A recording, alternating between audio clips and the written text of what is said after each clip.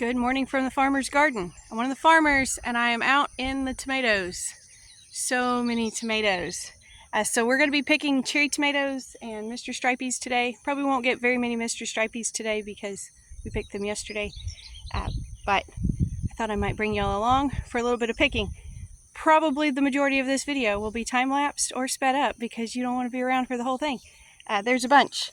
So right now I'm picking chocolate cherries, these beautiful guys right here, and these are one of the tomatoes that made me a tomato lover.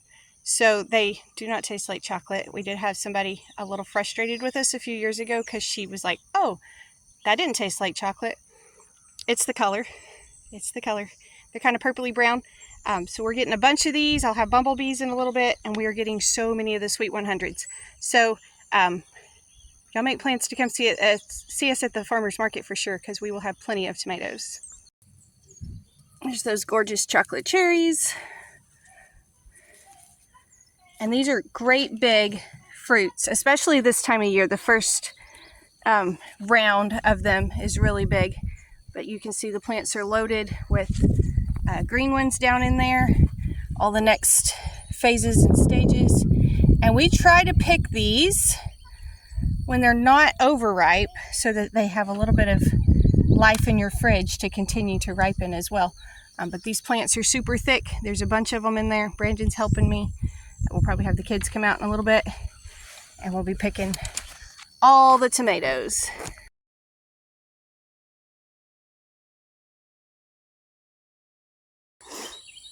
All right, I got a very full basket of chocolate cherries.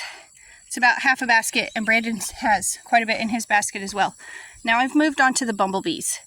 These are the bumblebees. They're yellow to orangish red. They kind of come in different colors, and these are delicious. I keep saying these are the tomatoes that made me eat tomatoes, but it's true. I don't like grocery store red tomatoes very much, but I do love these Field Fresh. I'm trying to show you, and all the plants are in the way.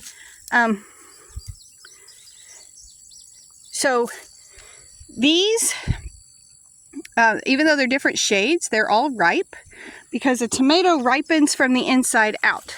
So for example, these over here that are very green, these are not ripening. These that are turning this light yellow, I could go ahead and pick this one and it would ripen in the basket.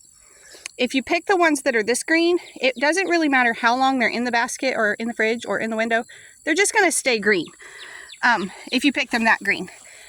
So we want to wait until it's what we call blushing, which is when they're at least starting to get that color. I'm trying to find one that'll show up good. This is a good one. So you can see it's starting to get the color, and that will go ahead and ripen in the basket. So the difference between these tomatoes that are ripened in the field and sold, usually we aim to sell everything within 7 days. That's the goal. It doesn't always work. Sometimes we sell them a little older than that, but that's the goal. So these are ripened in the field and then sold, versus grocery store red tomatoes.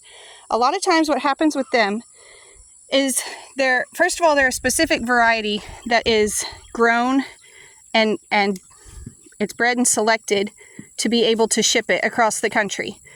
So you would not ever be able to pick it this way in the field, because what they're planning to do is to be able to get it a long distance. So what they'll do is they'll pick it green, and then what ripens these is a plant hormone called ethylene. Oh, that one's got bug bites on it. I'll probably eat that one. But a plant hormone called ethylene is what actually makes these ripen. And so what they'll do is they'll pick the tomatoes green, and then they will hit them with ethylene, and they'll ripen from the outside in. So if you ever get a tomato and you slice into it and the middle of it is green but the outside is red, what happened was that was picked very far from your grocery store, and while they were in the process of moving it to your grocery store, they hit it with the plant hormone ethylene. And I'm not sure if they use a natural version or a synthetic. I imagine it's a synthetic version, but I'm not certain. But they'll hit it with ethylene and cause it to ripen from the outside in, and that's why these tomatoes that ripen from the inside out will always taste better.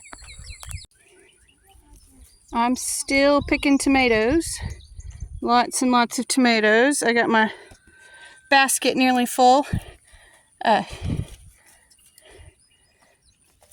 These are still bumblebees. This is the last row of the bumbles. We have 2 rows of chocolate cherries, 2 rows of bumblebees, 2 rows of Sweet 100s. We've been laughing, those should be called Sweet 1 Billions because we're getting so many of them this year. And then we have 1 row of Mr. Stripey and a little piece of a row of just mixed plants. I don't think we've picked but maybe 1 or 2 out of those. Those were planted a little later, so we're not getting those. But it's like Romas, Cherokee Purple, that sort of thing, and that other bunch. So, not quite halfway through. That's my basket. Brandon has one almost as full. Lots and lots of tomatoes.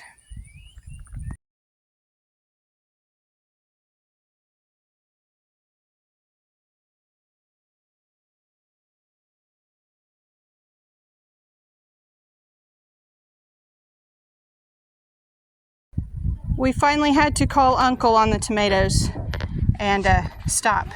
We did not finish picking, but we have plenty. So these are chocolate cherries and bumblebees. These are Sweet 5 Millions. We got a few of the Mr. Stripeys today. This is just today's picking. We have probably 3 times this many total, or close to 2.5 times at least. So we will have plenty of tomatoes this weekend. We said a little while ago we need to find a good scale so when we bring these in we can weigh them. Right now we end up just putting them into storage and then selling them and kind of averaging out how much we harvested in a year based on how many baskets we sold at market. But we will have all of these with us at market. White House Farmers Market is every Saturday 9 to noon, White House, Texas. And then we have these at the yard market every Sunday and Wednesday, 4 to 7 p.m. here at the farm. So there's lots of ways you can get them. You can also schedule to pick them up at the farm, all that good stuff. But we have plenty. And so I'm going to tell you just a few uses for these that you might not have thought of. First of all, obviously snacking. These are great to just wash them, keep them in the fridge, and have them for you or the kids to snack on. They're also good for salads and stuff like that. I love making salsa out of these cherry tomatoes. I just pop the stems off, wash them, put them in the food processor, and chop them up. And then I usually drain them. I kind of strain out some of the juice to make the salsa a little thicker. But that's a great use for these. You can use our onions for that as well. These are good dehydrated as dried tomatoes in the winter once tomato season is over. I bet you can make spaghetti sauce and all that good stuff out of it as well. So if you're looking for tomatoes, now is the time. I know they're all cherries, but they're just as universal as a lot of the other tomatoes, and they're going to have amazing sweet flavor. So y'all come out and see us this weekend and buy tomatoes because we have plenty. Thank y'all for stopping by the farm today. Be sure and come back when you can stay longer.